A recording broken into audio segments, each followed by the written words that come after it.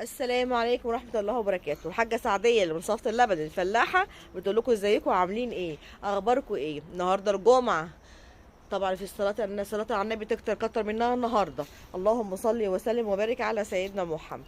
انا حاجة سعدية الفلاح، بقول لكم ايه، النهارده الجمعة، النهارده ايه بقى، النهارده جوزي حلف عليا لا اعمل حاجة، وان ما عملتهاش هيمشيني. ليه بقى؟ لان انا طول الاسبوع عامله حاجه اللي اسمها بيسموها ايه دي، اللي بتاعت اللي احنا بنخس منها، اسمها الدايت. ماشي. عشان طبعا عندي مشاكل على الكبد، عندي دهون على الكبد، وطبعا انا جسمي مليان فلازم اخس. فطول الاسبوع منشفاها عليهم، فحلف عليا النهارده لازم اعمل محشي واعمل بني واعمل كوارع. عملت الحمد لله. انا كنت عايزه اقول لكم والله اللي انا عملته، بس يا خساره، الحمد لله كان عندنا ناس في الغيط، فاتبقى ايه، اتبقى الطبق ده بس. الله اكبر، بسم الله ما شاء الله، من 3 حلل. حتى بصوا المواعين قد ايه، قد كده. دعكتها بعد ما خلصنا اهي، المواعين دعكتها قد كده اهي، شايفين. والحمد لله عملت والله حبه محشي من غير زيت، ازاي ما اعرفش. انا قلت اعملهم كده من غير زيت، لو طلعوا حلوين هعمل كده على طول واقول لكم عليهم بعد كده باذن الله.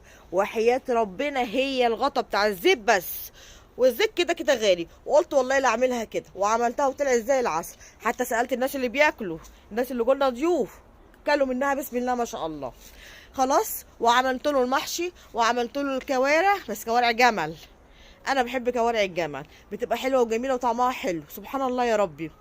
خلاص، ومعايا عمر اهو، اقول لهم باي باي يا عمر، عاملين ايه. ده عمر حبيب قلبي ده. وانا دلوقتي في الغيط، وجينا الغيط وعملت له هو عايزه، وبسم الله ما شاء الله. كنا الكوارع وكنا المحشي وكنا البانيه. وقلت بقى ايه، انا كنت ايه اطلع لكم بقالي كتير ايه ما طلعتش، وبقالي كتير قافله القناه، بس قلت اطلع بقى اقول لكم حبه حاجات كده وحبه ارشادات وحبه حاجات قصص من الواقع، وان شاء الله هتعجبكم باذن الله. النهارده بقى الجمعه، الغيب بتاعتنا بسم الله ما شاء الله عليها، زارعين كرنب وزارعين لفت.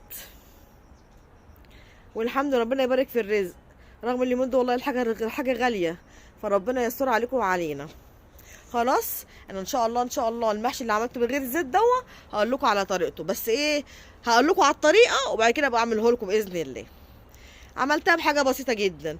ماشي، حاجه سعديه الفلاحه اللي هو انا عملتها ازاي. جبت الله اكبر بسم الله ما شاء الله، جبت ايه حوالي كيلو ونص فلفل وكيلو ونص بتنجان، وايه، وقورتهم ونخبتهم وخدتهم زي الفل وغسلتهم بخل وخدتهم زي الفل وركنتهم.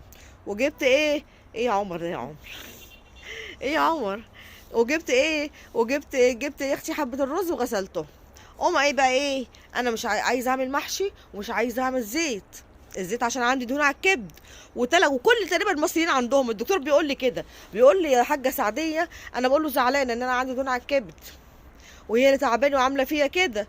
راح قال لي يا حاجه سعديه، كل الشعب المصري عنده دهون على الكبد، بس المشكله ان احنا ما بنحسش بالمشكله دي الا لما بنتعب. يعني انت ما تعبتش جيتيلي، قلت له او النبي يا دكتور انا ما تعبت جيت لك، هعمل ايه، غصب عني. الحمد لله ربنا يشفي كل مريض. فقال لي يا حاجه سعديه ما تاكلي حاجه من غير زيت، وقال لي النشويات. فانا عملت كده، بس ايه، قالوا لي خلي يوم في الاسبوع تخلي الدنيا حلوه فيه، اكل اللي انت عايزاه، بس برضه مش كميات كبيره. فانا عملته يوم الجمعه عشان جوزي يكون موجود واروح معاه الغيط بصراحه. المهم خلينا عشان ما اطولش عليكم، عملت ايه، اللهم صل وسلم وبارك على سيدنا محمد. عملت ايه، جبت الرز زي ما قلت لكم كده، وجبت طماطم قوطه، خلاها قوطه بقى زينا الفلاحين احنا، انتوا بتقولوا طماطم اللي انتوا عايزينه، بس انا بقول قوطه. جبت القوطه وغسلتها ونضفتها، وجبت قرن فلفل. انا بحب الحراق، حطيت واحد حراق، انتوا لو مش عايزين حراق براحتكم مش مشكله، حطوا بارد. وعندي بقى توابل ايه، اللي هي الكزبره على الفلفل الاسود على الكمون، وطحناهم وحطاهم على بعض. وجبت بصلايه كده، بصلتين حلوين كده، قطعتهم حطيته في قلب الخلاط، ورحت فرماهم في الخلاط، ورحت حطاهم فين، على البوتاجاز. رحت جايبه ايه، عارفين غطا الزيت، انا بجيب زيت التومين، عارفين غطا زيت التومين، هو كده، رحت حاطه على قد غطا زيت التومين بس في قلب الطماطم، وسبتها بقى قعدت تهمك في نفسها. وجبت واحده مرقه دجاج ورحت حطاها في قلبيها، كانت عندي في التلاجة، هم اوريدي مقاطعه، قلت لهم يا جماعه مقاطعه، انا ما قلتش لا، بس هي كانت عندي من الاول، هرميها يعني عشان مقاطعه؟ لا، عملت بيها بصراحه، تتوحي في ايه فيها. والمهم يا اختي، رحت عامله ايه، رحت انا رحت مسويهم كويس جدا. تعالى اتمشى انا وانت كده في الغيط ونتكلم، تعالى يا عمر اتمشى في الغيط ونتكلم كده في الغيط. ورحت مسبكاهم، سبكتهم من هنا، ورحت عامله كنت طبعا الكارع اللي هو الكوارع يعني، كانت سلقاها بتاخد مني سليق.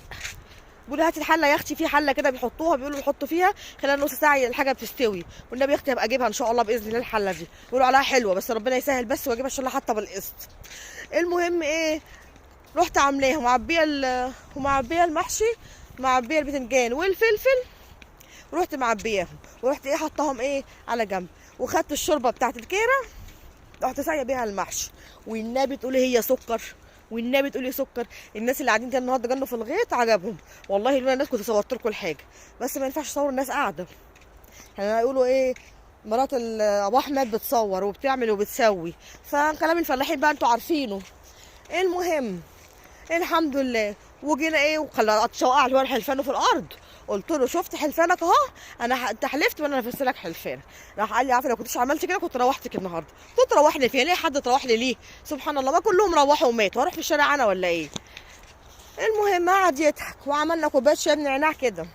وان شاء الله باذن الله الفيديوهات الجايه باذن الله من غير مقاطعه باذن الله هعمل لكم حبه حاجات حلوين وشويه قصص حصلوا في حياتنا بجد، مش هألفها، بجد حصلت حوالينا مع ناس كتيره. ويا رب اكون خفيفه على قلبكم. انا حاجه سعديه الفلاحه من صفة اللبن، وهكون معايا البت سما، بس هي مش موجوده النهارده معايا في الغيط، انا معايا عمر حبيب قلبي هو اللي معايا. وربنا يجعلها خير. واقعد اتكلم معاكم وافضفض، ما انا مخنوقه قاعده لوحدي ما بكلمش حد، فقلت لا اكلم بقى الناس، والناس يكلموني والناس يشوفوني كده، يشوفوا حاجه سعديه الفلاحه اللي من صفة اللبن. انا من صفة اللبن على فكره، ما اعرفش في حد عارفها ولا لا.